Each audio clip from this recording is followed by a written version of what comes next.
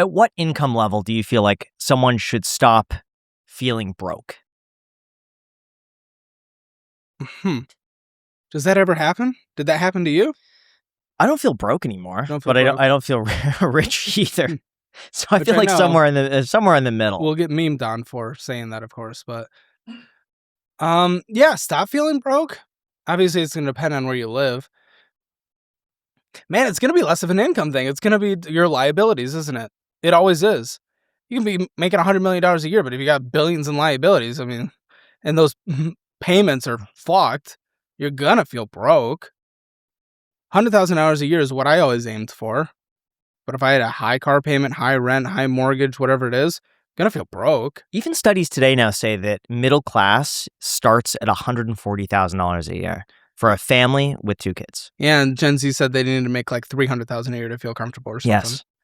Just wild. What are your thoughts on that? Well, my thoughts is they haven't been through a recession yet. So a little bit of a lack of life experience, which is fine. That's not a bad thing. That's not shitting on Gen Z. I'm right in that middle. You're Gen Z. I'm like on that cusp. So it's not pooing on them, but it's like, I get it. I get it. The lifestyle that we want in our consumerism culture, the more the merrier when it comes to money. But once you actually go through a recession or you enter a bad job market, now they actually are entering a bad job market right now. And that might change the numbers because where Gen Z was entering the job market for the majority of their work life so far was like the best job market in the history of the United States. You know, that COVID boom, tech hiring anyone for anything. And now it's a bad time. Now it's a hard time. The layoffs last month, highest since the Great Recession. Job number revisions that hit the day before we're filming this episode, millions less last year. So I think that is what a generation usually takes to realize, okay, like I can be happy with living a certain lifestyle and it doesn't need to be this over the top crazy. So I'm not saying they need to, but it is hard. Reality hits in. How bad is Gen Z gonna get fucked by AI? Dude, that's the question.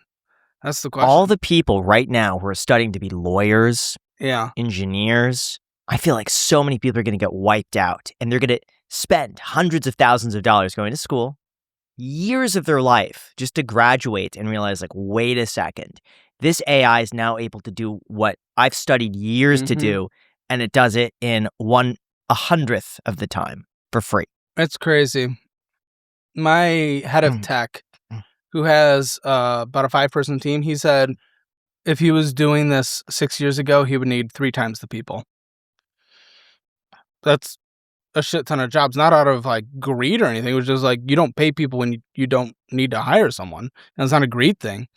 So everything's just so efficient right now, especially in the world of programming, even slightly design and engineering. It is difficult. The arguments are interesting on both sides.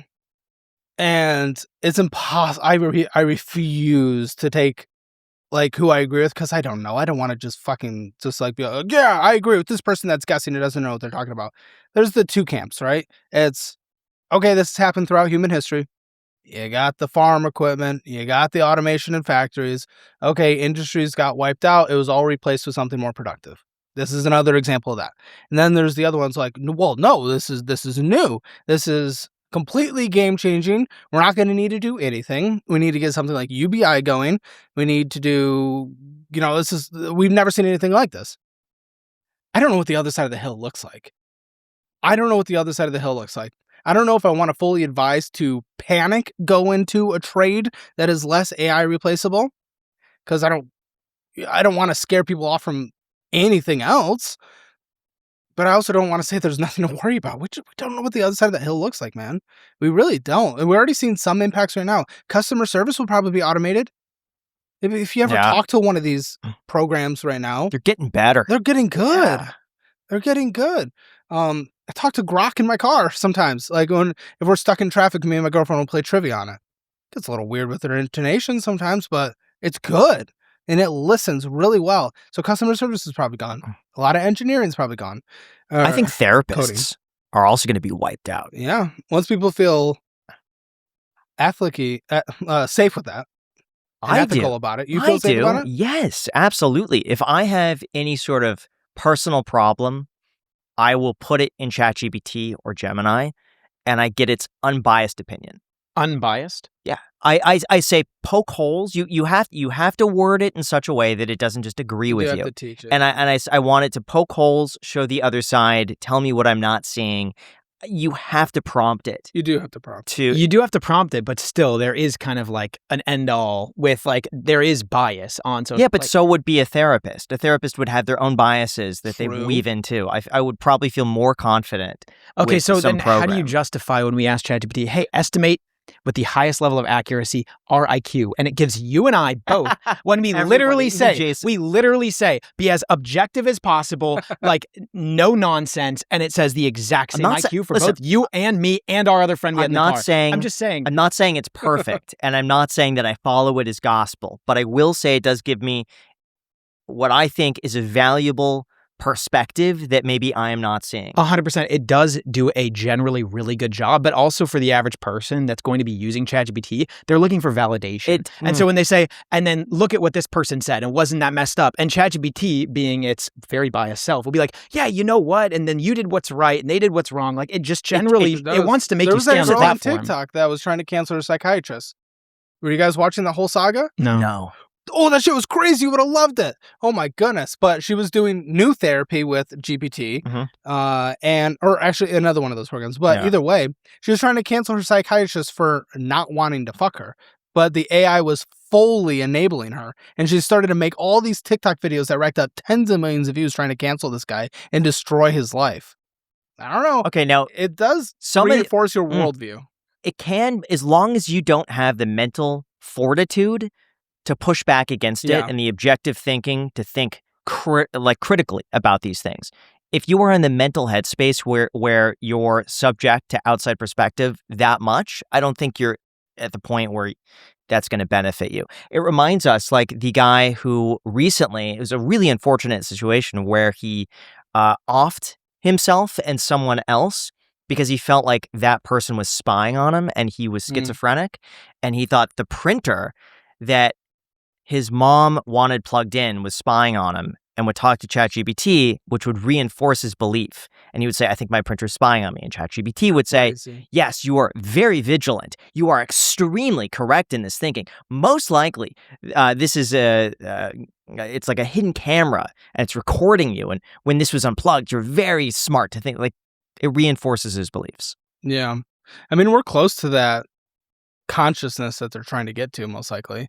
I mean, a lot of people think it's like 5 years out. Once it does that, it should be able to think on its own, which hopefully would get rid of less biases, only bias on the information it's given or the parameters that it's set by the creator. But how do you feel like this is going to impact Gen Z and everyone else? The job market is gonna be at minimum changed. We can at least say changed. Whether or not we become more productive in a certain way and it fuels different industries, or they're going to be jobless and we're going to need to tax the fuck out of everyone to do UBI, that we don't know. But if I was going into college right now, I don't want to panic everyone into it, but I would try to find something that's less likely to be replaced by AI. I think the government probably won't want to use AI because they don't want to be productive in anything. They're still using like printers and all this fax machines, so I'm not terribly afraid of that being replaced. I heard they're using AI at the IRS though. Well, they're starting to use it to process audits and flags. They used Claude in the Venezuela operation that just came out. Really? Yeah. And then I didn't know that. Anthropic was kind of they came out with it, and now the Department of Defense or Department of War, whatever you want to call it, is like kind of feuding with them. It's like active news as we're filming this, so who knows where that's gonna go out. But yeah, trades. I don't know if AI is going to do plumber, but they got the humanoids coming. You know, we'll see what Tesla does. There's always new robots here and there. You got the toilet cleaning robots happening right now. Banking and finance. I have a feeling, though AI probably could do really good, I have a feeling it's going to be so heavily regulated in finance that it might be one of the safer places to be, because who knows what the government's going to allow AI to do in finance. So might be a safer place to get into. Getting into being a programmer and whatnot, I feel like that's just the most dangerous right now. You just have to be top level. You have to be top level now.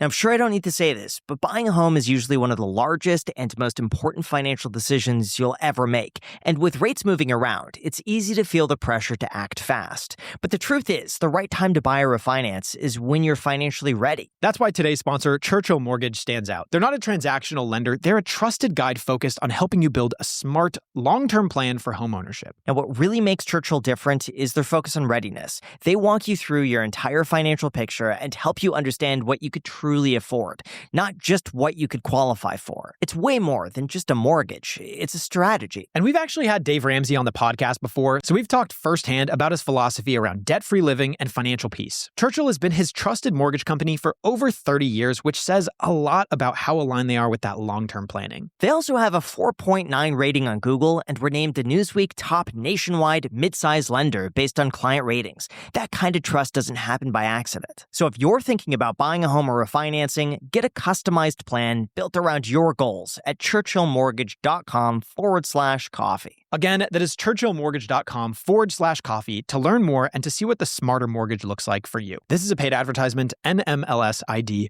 1591, NMLS consumeraccess.org, equal housing lender.